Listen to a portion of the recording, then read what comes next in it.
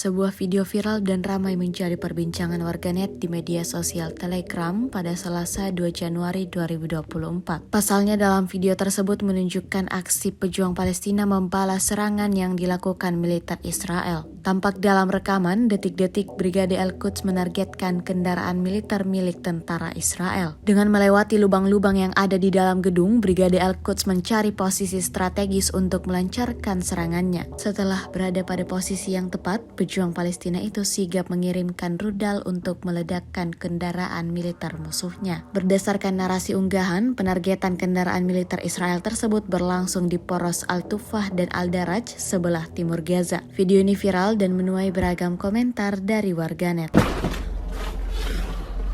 Bismillahirrahmanirrahim.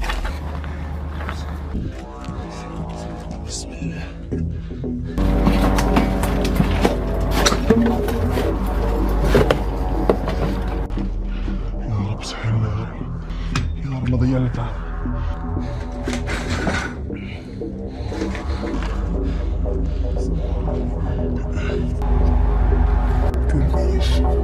ترميش إلى من إيش أو كان